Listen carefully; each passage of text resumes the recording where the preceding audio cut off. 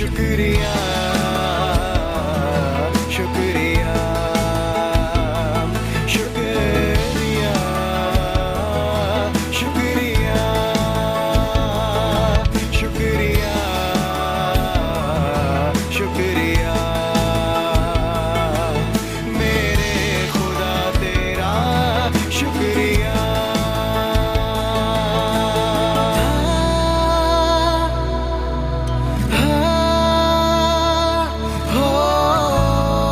Praise the Lord, जय मसीह की। परमेश्वर का धन्यवाद करते हैं। एक बार फिर से हम हाजिर हैं अपना प्रोग्राम निराशा में आशा को लेके। परमेश्वर के अलग अलग दासों की गवाहियों को लेके हम हाजिर हैं, ताकि परमेश्वर आपको आशीष दे सके, ताकि उनकी गवाहियों से आपको आशीष मिल सके।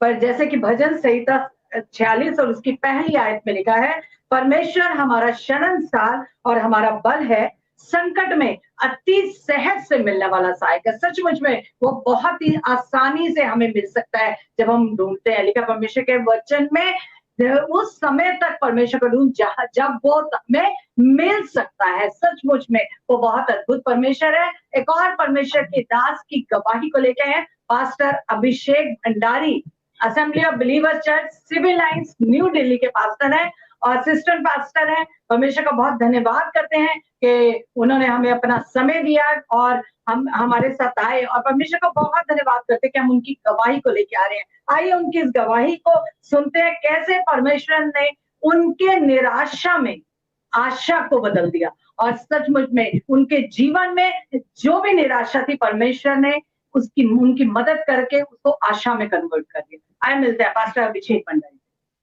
पास्टर अभिषेक भंडारी, आपका इस प्रोग्राम में बहुत स्वागत है, और हम धन्यवाद करते हैं कि हमारे एक कॉल पे आपने इस बात को कहा कि हाँ अभी मैं करूंगा। परमेश्वर का बहुत धन्यवाद करते हैं इस बात के लिए। आपसे एक बात पूछना मांगूंगी, जैसे कि प्रोग्राम का टाइटल भी है निराशा में आशा। अपने बारे में कुछ बताइए, क्या कर रहे हैं आप, किस रीति से, क्या? मेरा नाम अभिषेक भंडारी है और मैं Assembly of Believers Church, Civil Lines, New Delhi में परमेश्वर की सेवा कर रहा हूँ, और धन्यवाद करता हूँ कि परमेश्वर ने ये समय दिया कि मैं उसके नाम को अपनी जिंदगी की गवाहियों से मुबारक कहने वाला हूँ। आपकी गवाही बताएं, कैसे परमेश्वर ने आपके जीवन में कार्य किया, कैसे परमेश्वर ने आपके निराशा के समय में आपकी मदद करी? तो धन्यवाद करता हूँ कि जब तक हमारी जिंदगी में निराशा नहीं आती, हम परमेश्वर के कामों का अपनी जिंदगी में एहसास भी कर पाएंगे। और प्रभु धन्यवाद करता हूँ कि मेरी जिंदगी की गवाही एक अद्भुत तरीके से परमेश्वर ने मुझे चुना और अपनी खिदमत के लिए लेके आया। ये बात है 2012 की, जब मैं 10वीं क्लास में था, और उस वक्त मेरे घर की आर्थिक हालात अच्छे नहीं थे, क्योंकि मेरे पिताजी सिर्फ कमाने वाले थे और बहुत सी चीजें खराब थी। लेकिन प्रभु धन्यवाद करता हूँ कि प्रभु ने मुझे चुना और उसकी जो योजना थी वो मेरे लिए अद्भुत थी। उस समय ये हुआ कि जब मैं एक जगह घूमने के लिए गया था, जब मैं वापस आया तो मैंने देखा कि जब सुबह 5 बजे जब मैं आया तो मेरी मम्मी गैलरी पे खड़ी होकर रो रही थी। तो मुझे लगा हो सकता है कि घर में कुछ आपस में बात होगी, क्योंकि हर घर में कुछ ना कुछ इस बात को लेके मिसअंडरस्टैंडिंग हो जाती है। लेकिन हुआ क्या, जब मैं ऊपर घर पे गया अपने, तो मैंने पूछा कि मम्मी हुआ क्या, क्या बात हो गई? तो मम्मी ने कहा कि पापा का आपकी एक्सीडेंट हो गया है। मैं बहुत हैरान हुआ इस बात से कि ऐसे कैसे हो गया। तो मेरे पास मेरे पापा को देखने के भी पैसे नहीं थे कि मैं हॉस्पिटल जाके अपने पापा को देख के आ पाऊँ। उस वक्त ऐसा हुआ कि मैंने अपने एक दोस्त से पैसे लिए और मैं और मम्मी अपने पापा को देखने हम गुड़गांव गए। और जब मैं गुड़गांव गया तो मेरे पापा वेंटिलेटर पे थे, कोमा में चले गए थे, और मेरी मम्मी उनको देख के बेहोश हो गई। और जब मुझे मम्मी बेहोश हो गई थी, तो मुझे एमएस ने मुझे वापस अपने कैबिन में बुलाया और कहा कि आपके पापा के अंदर कुछ है ही नहीं कि हम उनको बचा पाएं। तो मैं बिल्कुल शॉक था, क्योंकि मैं इतना मैच्योर नहीं था कि मैं कुछ उनको अंदर देख पाता। तो उनका एक्सीडेंट ऐसे हुआ था, जब मुझे पुलिस की टीम ने मुझे दिखाया था वीडियो, कि जब पापा हाईवे पे थे रात को 1 बजे, जैसे ही वो गाड़ी से उतरे हैं उनको ट्रक वाला उड़ा ले गया और पापा रोड पे गिरे हैं। और चलता हाईवे था, तो पीछे से एक और गाड़ी वाला आया और उसने ऊपर से और चढ़ा दिया। तो पापा के अंदर कुछ था ही नहीं, उनके दोनों टांगे बिल्कुल एक तरीके से कुचल गई थी, स्पाइन उनकी टूटी हुई थी, उनका मतलब वो हालात नहीं थे कि हम उनको देख पाए।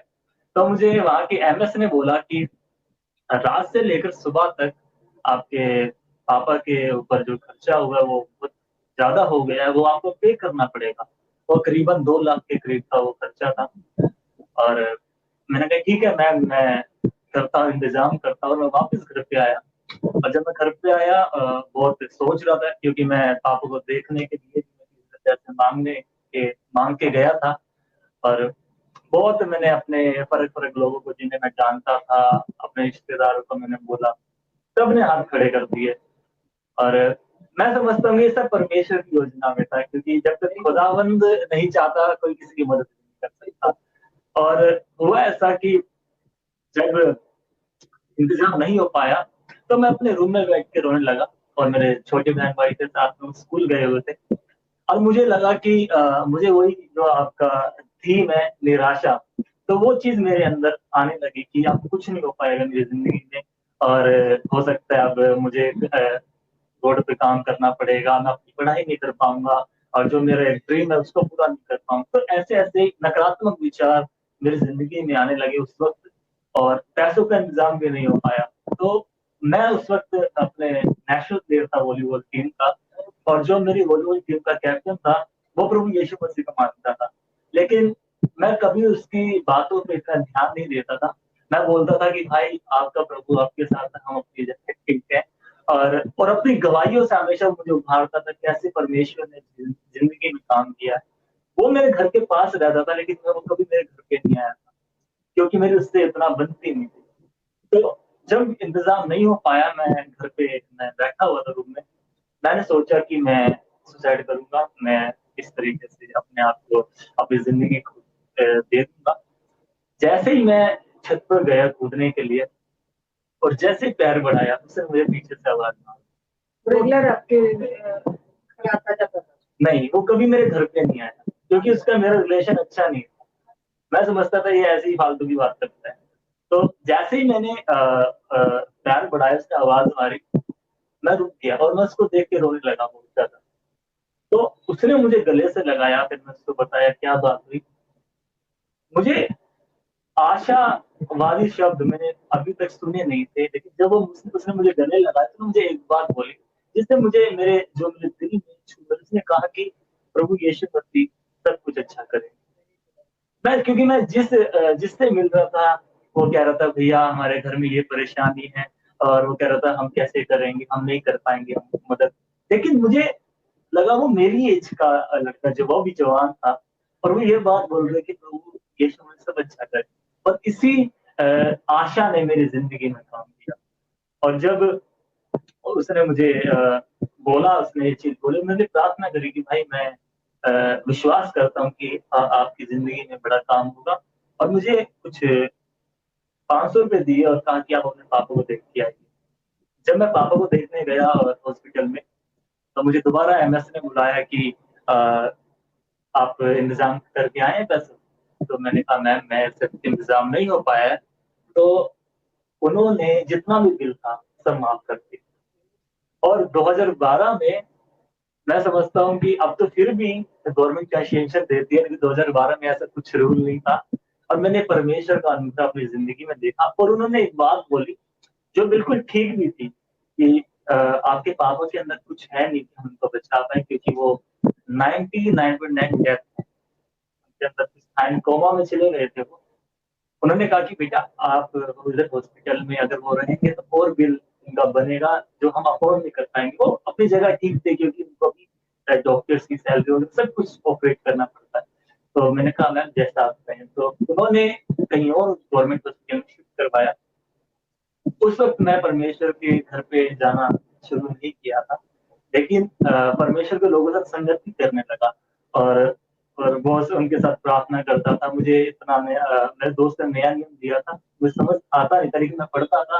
लेकिन मैं एक बात बोलता था, प्रभु यीशु मसीह आप मेरे पापा को ठीक करें। और जब मैं हॉस्पिटल में गया और मैं किसी प्रभु के लोगों को नहीं जानता था इतना। सब लोग हॉस्पिटल में आते, ब्लड डोनेट करते थे, चले जाते थे और मुझे एक होप, एक आशावादी शब्द देते जाते थे भाई प्रभु से बच सकते। और प्रभु धन्यवाद करता हूँ कि मैंने उनकी दुआओं का असर अपने पापा की ज़िंदगी में देखा, उनकी दवाओं में देखा और 1.5 साल बाद मेरे पापा कोमा से वापस आए। और जब वो कोमा से वापस आए तो और आपको एक बात बताता हूँ कि मैं उस वक़्त तोतला था, जितना मैं अभी साफ बोल पा रहा हूँ, मैं उतना साफ नहीं बोलता था। मैं बिल्कुल मेरे शब्द क्लियर नहीं होते थे। और उस वक़्त जब पापा मेरे कोमा से वापस आए तो उनकी याददाश्त चली गई थी। उनकी याददाश्त चली गई थी, वो किसी को पहचान नहीं पा रहे थे। तो उस वक़्त ऐसा हुआ, मेरा विश्वास मजबूत हुआ। मैं प्रभु को इतना जानता नहीं था, लेकिन सर मैं एक बात बोलता था, प्रभु आप मेरे पिताजी को अच्छा करेंगे। तो उस वक़्त मेरी आवाज़ साफ नहीं थी, लेकिन मैं ये बोलता था ईसा मसीह आपने मेरे पापा को ज़िंदा कर दिया है। मुझे पता है कि आप उनका याददाश्त भी वापस ले गए हैं। तो सिर्फ़ ऐसा, मैं इतना साफ नहीं बोल सकता था। 6 महीने बाद उनकी याददाश्त भी वापस आ गई। और जब से मैंने अपनी ज़िंदगी प्रभु यीशु मसीह को दी, तो मैंने ठान लिया कि अपनी जिस तरीके से परमेश्वर ने मेरी ज़िंदगी में काम किया है, मैं अपनी ज़िंदगी से परमेश्वर को मना दूँगा। फिर से सचमुच बहुत अद्भुत गवाही। जैसे कि परमेश्वर का वचन, अब आप परमेश्वर के दास हैं, तो परमेश्वर के वचन में भी लिखा है सुसाइड इज अ सिन, वो एक गुनाह है। जी। और आपके जीवन में ये हुआ, लेकिन आप उसे जानते नहीं थे। लोग भी इस बात को बहुत लाइटली ले लेते हैं, समझ नहीं पाते हैं। और जैसे कि व्यवस्था विवरण 6 अध्याय में भी लिखा है, और मत्ती की इंजील 4 अध्याय उसकी 5 और 6 में 6ठी आयत में लिखा है कि यीशु मसीह को भी शैतान ले गया। जी। जब उनकी परीक्षा हुई, जैसे ही बपतिस्मा लिया, उसके बाद 40 दिन 40 रात वो जंगल में रहे और शैतान उन्हें लेके गया परीक्षा के लिए। और उसके बाद उसने परीक्षा करी, वो उसे कंगूरे पे लेके गया और कहा तू यहाँ से गिर दे, क्योंकि लिखा है कि परमेश्वर तुझे हाथों हाथ उठा लेगा, संभाल लेगा। तो शैतान ने उकसाया, लेकिन यीशु मसीह ने इस बात को इस तरीके से लिया कि ये भी लिखा है कि परमेश्वर की व्यर्थ में परीक्षा ना ले, जो कि छठा अध्याय है उसकी 16। इस बारे में आप क्या कहें? ये आपने बिल्कुल सच बात बोली है कि सुसाइड करना एक पाप है, क्योंकि परमेश्वर ने हमें ज़िंदगी दी। और मैं समझता हूँ कि कोई ये चीज़ सोचता है तो उसके रीज़न्स होते हैं। रीज़न्स क्या होता है? जवानों के लिए रीज़न ये है कि वो कुछ पा नहीं पाते तो उस स्टेप उठाते हैं। और दूसरा रीज़न होता है या किसी चीज़ में फँस जाते हैं, तो कोई ब्लैकमेल करता है। आजकल जवानों के साथ बहुत चीज़ें हो रही है कि ब्लैकमेलिंग बहुत चल रही है, हम एक्सपोज़ करते हैं इस तरीके से। ये भी एक सीन होता है, इस तरीके से होता है। और दूसरी बात ये है कि कई बार हम अपने आप को इतना अंदर ही अंदर अपने आप को मार देते हैं कि हम समझ नहीं आता कि हमें क्या करना है, क्योंकि हम कई चीज़ें जवानों के लिए होती हैं, हम शेयर नहीं कर पाते हैं। और जिसके लिए हमें कोई एक फेथफुल इंसान नहीं मिल पाता, जिसकी वजह से शैतान हमारे दिमाग से खेलने लग जाता है। तो मैं समझता हूँ कि अगर हम एक अच्छी संगति, खासकर परमेश्वर के लोगों की संगति, परमेश्वर के वचन की गाइडेंस अगर हम अपनी ज़िंदगी में लागू करेंगे, तो हम कभी भी इस स्टेप को हम उठाएँगे। जैसे कि आपने बताया कि आप अन्य जाति में से आए, आप मसीह नहीं थे और आपको परमेश्वर ने चुना, और आपको किस तरीके से प्रेरणा मिली या किसने आपके जीवन में इस बात को डाला कि आप परमेश्वर की सेवा करें? आप परमेश्वर की सेवा में कैसे? हुआ क्या था कि मैं स्पोर्ट्स में था और जिसने मुझे प्रभु यीशु मसीह के बारे में बताया था, वो भी स्पोर्ट्स में थे। और मुझे उनकी लाइफ से मैं उनसे बहुत चिढ़ता था। चिढ़ता इसलिए था क्योंकि वो हमेशा मुझे प्रभु के बारे में बताते थे और मुझे पसंद नहीं था। तो लेकिन जब मेरी ज़िंदगी में काम हुआ, तो सबसे ज़्यादा प्रेम मुझे उनसे हुआ, क्योंकि अगर प्रभु यीशु मसीह का वो मुझे नहीं बताते, तो शायद मैं आपके साथ भी नहीं बैठ पाता। बिल्कुल। तो ये मैं समझता हूँ कि परमेश्वर हर एक इंसान को कुछ ना कुछ तोड़े देते। मुझे परमेश्वर ने स्पोर्ट्स का तोड़ा दिया और मैं स्पोर्ट्स के माध्यम से ही परमेश्वर की सेवा करता हूँ।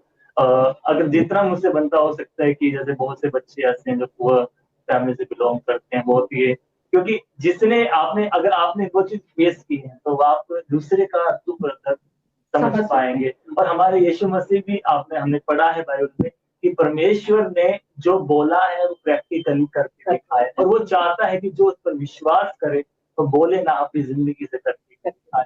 और यही मैं कोशिश करता हूँ कि क्योंकि हम परिपक्व नहीं हैं, हम इंसान हैं, लेकिन हम कोशिश करेंगे तो परमेश्वर हमारी जिंदगी में काम करेगा। और मैं समझता हूँ सेवकाई सिर्फ सेवकाई वो नहीं है कि हम चर्च में रहें, चर्च में प्रीच करें, अच्छा वर्शिप करवाएं।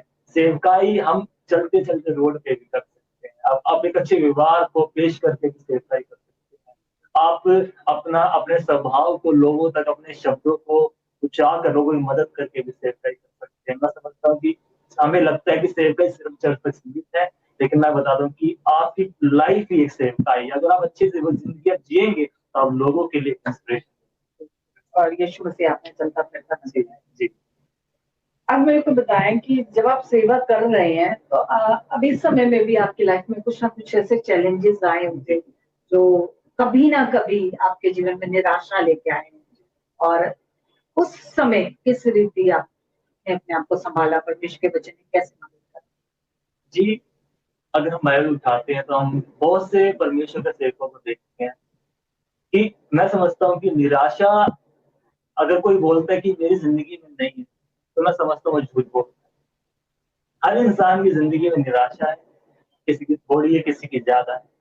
लेकिन विश्वासी की जिंदगी में एक अच्छी बात है कि निराशा में एक आशा है, उसका नाम प्रभु यीशु।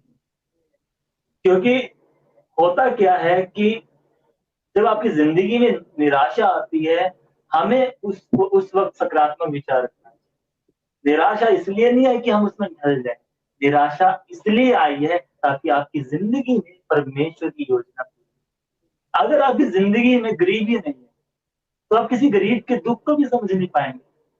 अगर आपकी जिंदगी में परेशानी नहीं है और फिर परमेश्वर ने आपको उस परेशानी से निकाल के खड़ा कर दिया है, और फिर कोई परेशान व्यक्ति आपके पास आएगा तो आप उसके दुख को समझ पाएंगे, क्योंकि आप उसमें से निकले। ऐसे ही हम खिदमत में देखते हैं, हर खुदा के खादिम के साथ, हर इंसान के साथ पड़ा हुआ। और परमेश्वर, हम बोलते हैं कि परमेश्वर तेरी मर्जी पूरी है, लेकिन जब हमारी जिंदगी में कोई निराशा आती है, हमें लगता है भैया, लगता है परमेश्वर की ओर से नहीं। खुदावंद नो डाउट आपको बरकत देगा, लेकिन परमेश्वर चाहता है कि बरकत से पहले आपको तैयार करे। अगर जब आप तैयार होंगे ना, हो सकता है उसमें कोई निराशा भी मिल सकता है, लेकिन जब आप तैयार होंगे आप उस बरकत बिना कदर करना। तो मेरा ये ओपिनियन। कोई मैसेज देना पाएंगे? आजकल जवान परेशान है, मौसम भी वो भी माहौल भी ऐसा ही चल रहा है, जगह जगह लड़ाइयाँ और भूकंप आ रहे हैं, और सब लोगों के अंदर एक डर बैठा हुआ है, और बीमारी का डर है, जॉब छिन जाने का डर है, घर में पैसा नहीं है तो घर का खाना पूर्ति कैसे करेंगे, उसका डर है। तो हर तरीके का डर हर एक इंसान को है, और सबके पास निराशा भी। ऐसे समय में खाली जवानों के लिए नहीं बोल रही, आपको इसलिए जवानों के लिए बोल रही हूँ क्योंकि आप जवान है। तो जवानों के जीवन में इस निराशा को किस रीति आशा में बदल सकते हैं, क्या मैसेज देना मांगे? भजन संहिता उसका 40वां अध्याय में लिखता है, दाऊद कह रहा है कि मैं सबक से खुदावंद के इंतजार कर, और उसने मेरी ओर झुक कर मुझे दुआई। और ये जो समय है ना, ये सबक है। खुदावंद कभी भी किसी इंसान को नहीं चाहता कि वो नाश हो, क्योंकि परमेश्वर प्रभु यीशु मसीह इसलिए नहीं आए कि हम नाश हो, इसलिए आए ताकि हम मन आए और आनंद पाएं। और परमेश्वर, जब आप ये सिचुएशन चल रही है, ये सिर्फ पर्टिकुलर एक इंसान के लिए नहीं, ये सबके लिए है। और जब तक परमेश्वर अलाउ नहीं करता, कोई भी ऐसी चीज नहीं हो पाती। लेकिन मैं एक बात समझता हूँ कि अगर हम परमेश्वर में इस वक्त अपना समय देंगे, हम क्या होते हैं कई बार, हम पहले बोलते थे, हम बहुत से, और मैं समझता हूँ कि जब कलीसियाएं ओपन थी, हम संगति रखते थे, हम अपने पास्टर्स को ये बोलते थे, पास्टर साहब हम बिजी हैं, पास्टर साहब हम नहीं आ पाएंगे, हमें जॉब पे जाना है। लेकिन परमेश्वर ने देखो किस तरीके से माहौल कर दिया। अब तो हम ये भी नहीं बोल सकते कि पादरी साहब हम बिजी है ना, हम ये भी नहीं बोल सकते पादरी साहब हमें जॉब पे जाना है। तो मैं समझता हूँ कि क्योंकि हम उस समय क्या, हम लोगों को चेक करने पे बहुत वो रहते थे। लेकिन जब आप खाली हो गए ना, तो पता है आपकी मिस्टेक्स आपको नजर आएंगे, और वही आपको निराश कर देंगे। मैं आपको प्रैक्टिकली एक बात बता रहा हूँ कि इन दिनों में जो ये चल रहा है, मोहन हम अकेला रहता है क्योंकि हम उस तरीके से ऑब्जर्व नहीं कर पाते, तो हमारे सामने ऐसे ऐसे मिस्टेक आएंगी, बहुत पुरानी बहुत सालों तक तुमने ये करा, और वही चीजें हमें निराश करती है। और ये समय हो इसलिए रहा है, लोग इसलिए दुखी नहीं है कि उनके घर में क्या चल रहा है, वो लोग इसलिए दुखी हो रहे हैं क्योंकि उनको पिछला उनके दिमाग में चल रहा है, क्योंकि खाली दिमाग। और हमें ज़रूरी है कि हम परमेश्वर की हज़ूरी में आएँ, परमेश्वर की संगति में आएँ और परमेश्वर से कहें खुदावंद कि बहुत बार हम लोगों को सुधार करने में विफल करते हैं। ये समय परमेश्वर ने हमें दिया है कि हम अपने आप को सुधार करें ताकि हम उसकी तरह ज़िंदगी बिताने वाले हों। शैतान भी कई बार हमारे दिमाग से खेलता है पुरानी चीज़ों को याद दिला के कि हाँ, तुमने फलाने टाइम पे ये किया था, तो वो खेलता है दिमाग से। और मेरा जो मानना है मेन यही है कि शैतान हमें ज़बरन, जैसे वो यीशु मसीह को लेके गया और उसकी परीक्षा की, उससे कहा तू इस अपने आप को गिरा यहाँ से, क्योंकि परमेश्वर तेरे विषय में तो अपने स्वर्गदूतों को आज्ञा देगा कि तेरे को हाथों आके उठा लेंगे। लेकिन प्रभु यीशु मसीह ने कहा कि नहीं, उसने ये भी कहा है तो अपने परमेश्वर की व्यर्थ में परीक्षा ना ले। तुझे उम्मीद होनी चाहिए, हमें आशा होनी चाहिए कि सचमुच में यीशु मसीह हमारी आशा है और यीशु मसीह हमें बचाएगा, क्योंकि वो खुद आशा का दाता है और वो महान परमेश्वर है।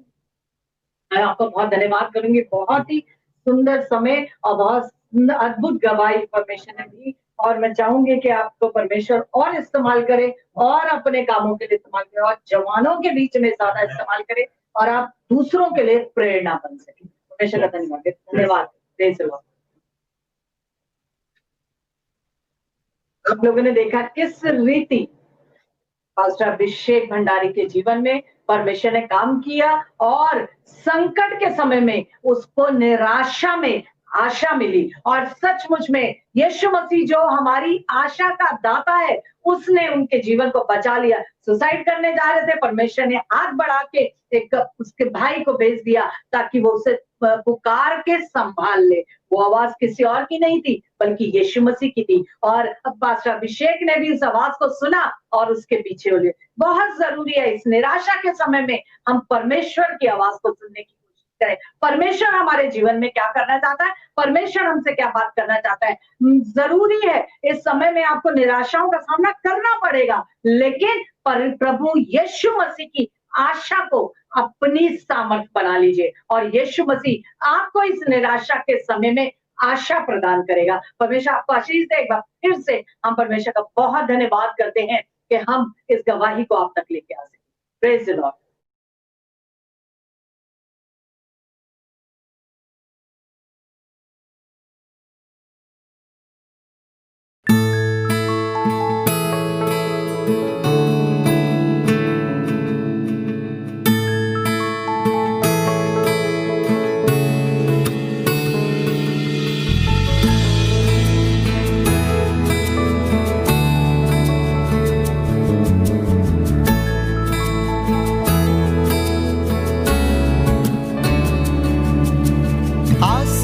छोड़ के तू आया मेरे लिए, क्यों ना करूं मैं शुक्रिया। मौत से निकाला तूने खरीदा मुझे, क्यों ना करूं मैं शुक्रिया।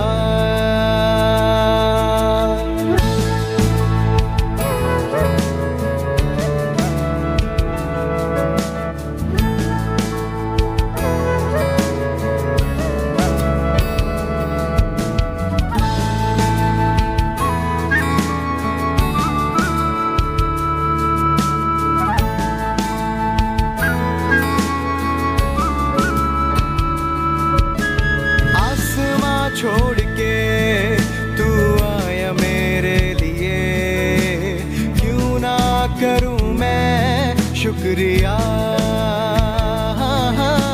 मौत से निकाला तूने खरीदा मुझे, क्यों ना करूं मैं शुक्रिया। शुक्रिया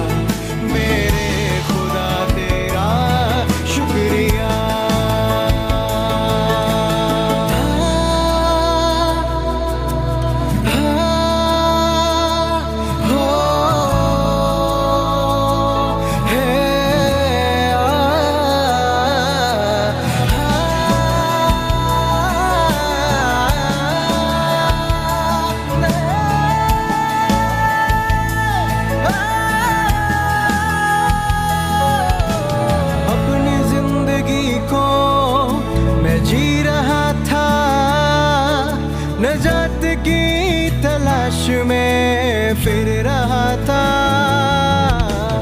अपनी जिंदगी को मैं जी रहा था, नजात की तलाश में फिर रहा था।